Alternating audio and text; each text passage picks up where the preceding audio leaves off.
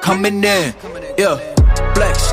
I just wanna win, LABB, who we running with, 2233, I'm on 10 again, State your name, been dope on flame. I just switched the lanes. Damn, he did it again. I just flipped the pain, stripping and dipping in bass. Hey guys, how's it going? Back here with another video. So we're gonna be doing a coilover install on Cody's 2011, right? 2011 50 GT. Cool. So is this the first year of the 50? Or yes. Yeah. Some of them were the 4.6, but I owned a 2000 with the 4.6 in it before, so I want to make sure I got some, not just a look a little bit better, but goes a little bit better too. Cool. So what are the coilovers we got here? They're 5.8 Industries. Coilovers. We'll scan down. Everything that we need, luckily, even the adjustable sway bar link, so that's cool. Take mine off now, we'll use those instead. Comes with all the hardware that we need. Everything's pretty much preloaded and preset, so should be a really easy install. All right, Cody, so how low are you wanting to take this? And I can see right now you got a decent amount of gap. It's almost like 3 inches in the front and back here. If you go to the top of the tire, it's between 2.5 and 3, so we're gonna go with about a 1.5 inch drop in the back, so I'll have a 1 inch wheel gap, and then we're gonna stagger it in the front just a little bit, so she's got a more aggressive stance, and only about a 1/2 inch wheel gap in the front. Gonna be a decent amount of a drop, so I guess let's get into it. The first step really is gonna be let's loosen the lug nuts before we get it up in the air, and we'll go ahead and pop the hood and loosen the strut bolts as well.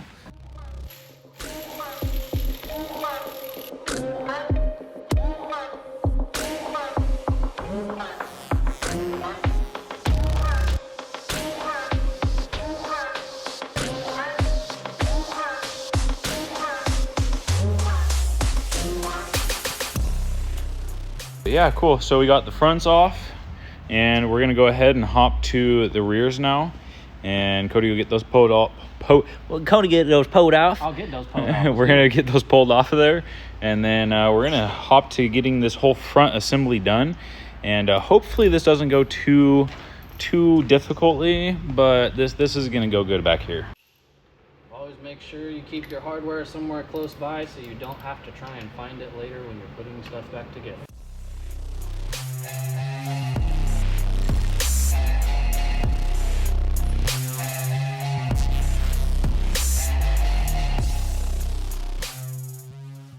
Cool, and this right here, this is a 13 mil socket, so make sure that you're just loosening these top strut tower bolts. You're not taking these these nuts all the way off yet, because you don't want the whole strut tower to drop whenever you lift the car up.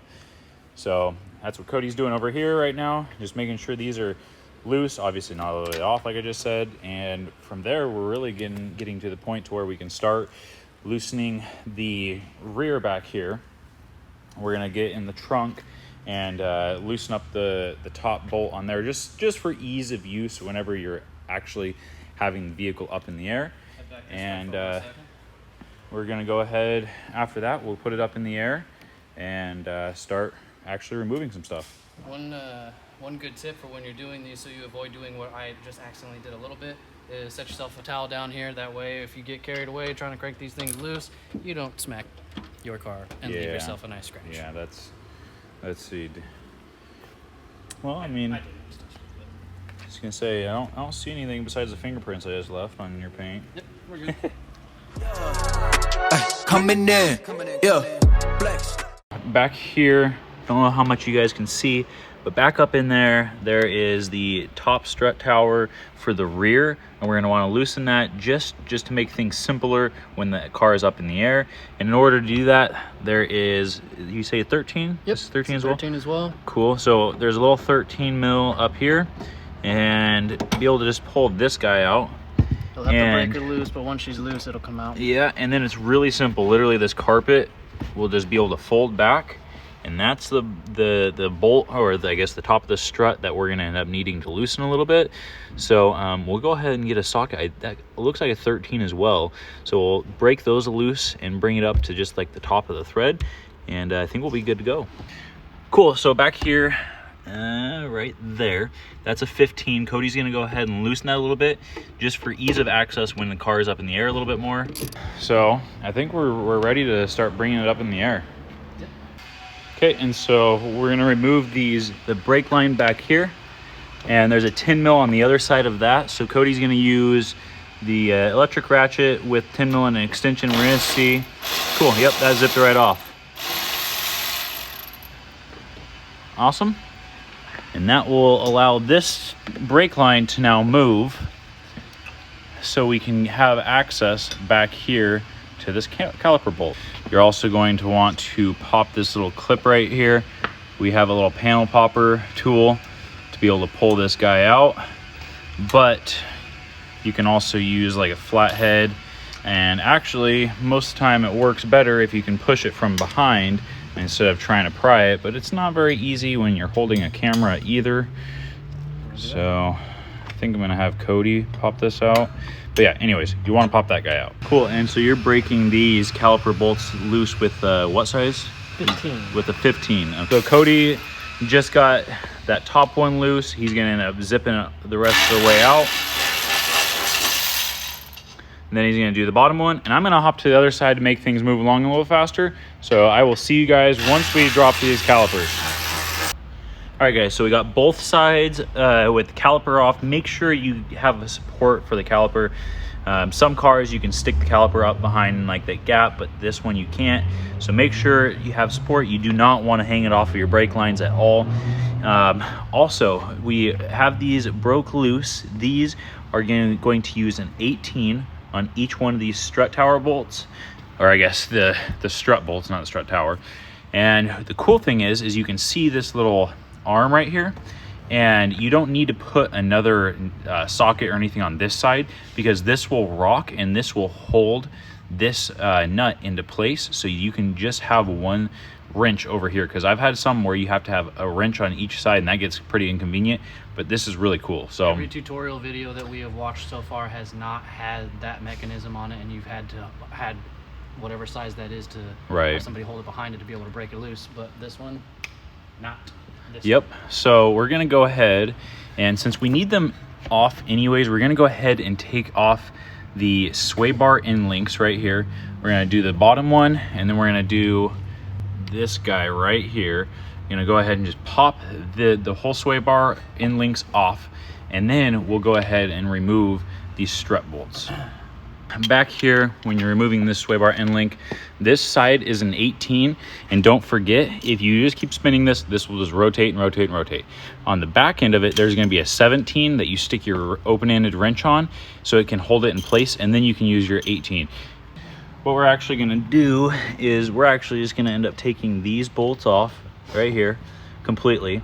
This will drop down, and this will give us a lot more control to be able to take the sway bar end link out right here. And make sure when you take those two bolts out that you have at least one up here as a safety, or else the whole thing's gonna drop out and it could smash your hands. Coming in, flex. I just wanna win, LA BB, who we running with, 2233, I'm on 10 again, state your name, big bin dope on flame, I just switched it again. There you go. You got it, Junior. You'll rock the strut around to be able to get the sway bar end link off. Look at that. Right. Get it to that position. You need help. You kind of look like you need help. Well, I'm just right there. There we go. There you go. Thank you. You're welcome. Let's do a little size comparison here. I was told never to compare sizes, but we're gonna do that here. That's different. So I mean, just in the girth of it. I think this is as low as they go, just about, because there's not much space left. So right. We'll lift them up a little bit, but even just this, you see how much larger that is. That means that you could fit, you know, a wider wheel and tire up front to be that'll clear even better because the struts are a lot smaller. Right. So that's cool. So now that this is all open, we're gonna worry about taking this sway bar end link off right here, because we do have these guys, these new guys right here, which I don't know if you guys can tell, but are a lot shorter, and they are needed while lowering a vehicle. So we're gonna go ahead and pop this guy off, which it should be pretty straightforward because you got your 17 here and then you got your 18 back here. But if it's not, then we'll update you guys. All right, so one of the other things is right over here, we want to, here, this will be a better description. So you want to be able to make sure, if you're, say you're wanting a 2-inch drop or whatever, roughly that the new coilover or whatever is going to be 2 inches shorter than the factory. Obviously, it may vary because the spring rate and preload are going to be different on these guys versus this. So get it roughly what you want it to be and let it settle for a few days, and then you can readjust your coilovers. But always remember, you're adjusting your coilover height on this bottom piece. This whole bottom part spins, and this is how you lock it into place. Do not adjust your height with these because this is how you adjust your preload. We're going to go ahead and toss this side in, and we're pretty much going to be doing the uninstallation process just backwards. If there's anything that sticks out, I'll go ahead and cover that, but if not, then I'm just going to stick it in. Going to do the other side, and then we're going to be moving to the back. All right, guys, so we got the coilover up in there. Make sure, if you're lowering it a lot, you don't want to extend the tie rod end link a lot, because you want to be able to push, or have to push this A-arm up to fit this in, because if you don't, you're not going to have a preload on the end link like you're supposed to, and it'll feel really like loose or sway like. Okay, the last step here is this locking collar right here. It was down all the way. I just want to show that it moves. You're going to want to set this down all the way on the bottom of your coilovers and get the tool that it came with and make sure you tighten this down so it doesn't end up, jarring around or anything like that. But everything else looks really good. Really no complications going, back together. It's you're following the same steps. That's how that goes. I'm going to go ahead and tighten this up. Cody's getting this side wrapped up, and then from there we're hopping on the back, and we might have to lower it down just to see how much the front drops before we work on the back, but we'll see. All right, guys, well, I got this all tidied up, the wheels back on, the lug nuts are finger tight or hand tight. I'm gonna hop back here now. I'm gonna start pulling everything apart, and I'm just gonna time lapse this. I'm gonna set a tripod up, and we'll get some good shots of this, but this is going to be super simple. As you guys saw before, we loosened that nut up top. I'm going to go ahead and take that all the way out. Make sure you have the axle supported under here. You do not want this thing dropping. So hand hard bar right here is going to prevent it from just like fully sagging, but you're going to want to make sure that you take precautions. So make sure it's supported with the jack. I'm going to hop up there, take that off, and then we're going to work the rest under here. Okay, so you are going to need a 15 mil and a crescent wrench for getting the top part of these strut bolts out, but now we're going to jump down to here. Again, you're going to need the 15 mil. You're going to set it on here. I am going to use an open-ended wrench right here because the sway bar is in the way. I'm not going to try and deal with getting a ratchet or anything in there, but it's going to be hard to get a bunch of leverage, so I am going to use a second wrench for leverage, and it should break free pretty easily now. And before it gets to the very end here, I am going to release some of the tension on the jack just to make sure it doesn't drop down a bunch. So right there, I'm going to release some tension.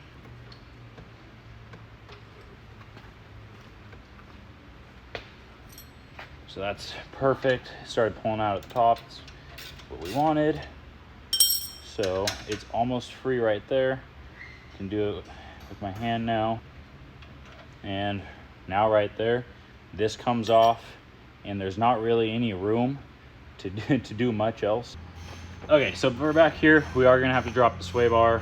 I was trying to do it without dropping the sway bar, but that's just not gonna happen. So I'm gonna lift the jack up a little bit more, make sure that this bolt isn't interfering with the sway bar at all. Don't wanna pinch anything.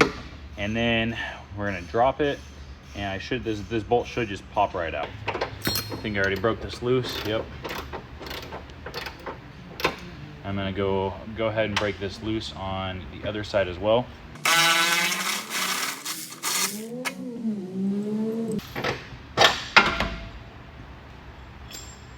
The shock is out. I'm gonna go on the other side and get the other shock out, and then I'll be back over here to do the next step.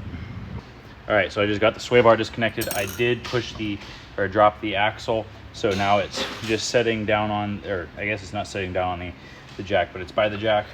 That's gonna allow me to get these springs out of there. I'm gonna get the other spring out of there, and I'm gonna start reassembling everything. Okay, so just like the front, we're gonna want a rough estimate of, how much of a drop we want back here. Again, different spring rate, but we're going to go ahead and get about a 2 inch to 1.5 inch drop back here. And then we're gonna end up wanting to set our struts to roughly the same, just because we don't want to over compress them or under compress them. So.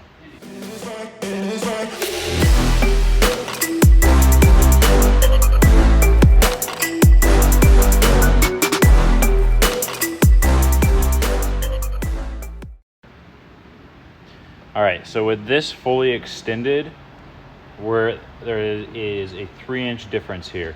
Now I don't want this fully extended, I just don't feel comfortable. So I'm gonna back it down, do like 1/4 inch. So there's about 3/16 of thread right here. See how far away that is. Still about 3 1/4 or so. Do just a little bit more. Do that. We're sitting right about 1/4 inch now, give or take. About 3 3/8. So I think that's going to be good. I'm going to match the other collar to this, and these are going to be ready to go in the back of the car. I just wanna win, yeah. LABB, who we running with, yeah. 2233, I'm on 10 again, yeah. State your name.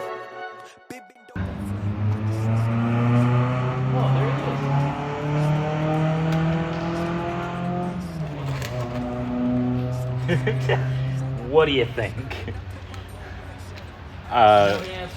Spectacular, honestly. I kind of blown away. Coming in, yeah. Flex, I just wanna win, yeah. LABB, who we running with, yeah. All right, these are adjusted. We're gonna throw them on the car, and it's a pretty straightforward process. There's not much to putting it back together. I mean, the rear is literally so much easier than the front. So I'm gonna move you guys over there, and we'll just throw these guys in, and it won't be even that long to where we can put it on the ground and see what this thing looks like. Flawless broken whips as long as it is foreign. Heard you want it cause the yam's enormous. What's an ass if she isn't gorgeous? Live my life, last name of Morgan Freeman. Trying to touch a forest, do not know when knocking on the door is. Came in, I came in, did it like the Porsches. Coming in, yeah. Flex, I just wanna win, yeah. This side's done, the spring's in, the shock's in. Obviously the shock needs to go up and be mounted. The sway bar needs to be remounted and everything. But I'm gonna go on the other side, throw this in, and we're good. Who we running with, yeah. 2233, I'm on 10, yeah.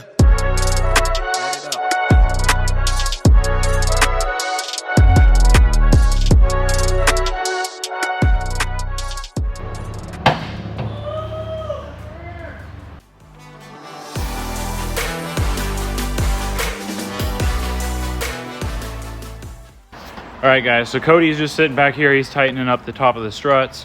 Everything else under here is buttoned up, both sides, ready for the tires to go on. And I honestly think I'm gonna lower it down, whoops, in the fan. I'm gonna lower the lift down a little bit just so it's easier to put the wheels and tires on. And honestly, it should be good. I'm interested to see what this is gonna drop down to being when it's all settled out. But yeah, we'll see. I'll catch up with you guys once the wheels and tires are back on, and we're gonna roll around and see how low we can get it. It's on the ground. It's obviously not settled. He's gonna go take it for a drive, but already, I mean, it's an 1.5 inches lower in the front. The rear is going to settle quite a bit, but there is a lot of room to lower it as well. But right now, very happy with the way it looks, especially over what it looked like stock. So he's gonna go take it for a drive, and we'll get to see what it looks like next.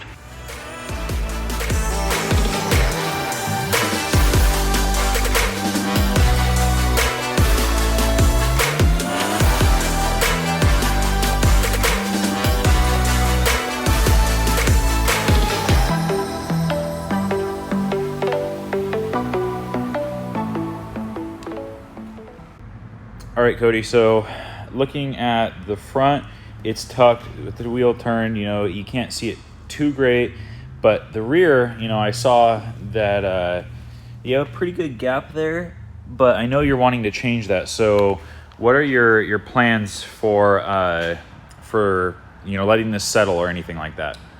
I'm gonna drive it for about a week. I'll just drive it like normal everyday driving, kind of through town, and let it, you know, see how it behaves, and then I'll take it on the back roads and kind of tear it up a little bit and see how it feels around the corners a little bit tighter. Once it settles all the way, I do want it to be lower in the front, so even if there is a little bit of a wheel gap in the back, I'm not terrified by it, but we'll see how much lower it ends up once it settles itself, and then we'll make some tiny adjustments from there and get it perfect. But yeah, I hope you guys enjoyed the video and the install. As you can see, I'm wearing a different shirt. This is the next day. We stayed up pretty late last night working on this thing. I wanted to get some good shots outside, but then I was like, oh wait, the lighting in here is pretty good. So I got a couple. I'll get a couple more. It's not gonna be perfect or that great, but yeah, this car had, just from Coilovers, it's crazy how much the aggression level of a vehicle will change just from lowering it, and the handling characteristics, especially. How many miles does your car have on Cody? 114,000. So with a car that has that many miles, stuff like the struts start wearing out over time. So he was wanting to replace the struts and put lowering springs on anyways, and he ended up just getting coilovers. That was the way to go, because now he can really tune that height the way he wants to. And you know, he was telling me that before he had like some creaks in one of the in the rear, and he thinks it was because of the strut, because now there is no creak or anything. So that's a bonus. But yeah, love this thing. Stay tuned for Mustang content. We got stuff coming up like crazy. Got stuff coming for my car. Stay tuned, guys. Don't forget to like and subscribe. I upload every Tuesday and Friday, and I guess I'll see you in the next one.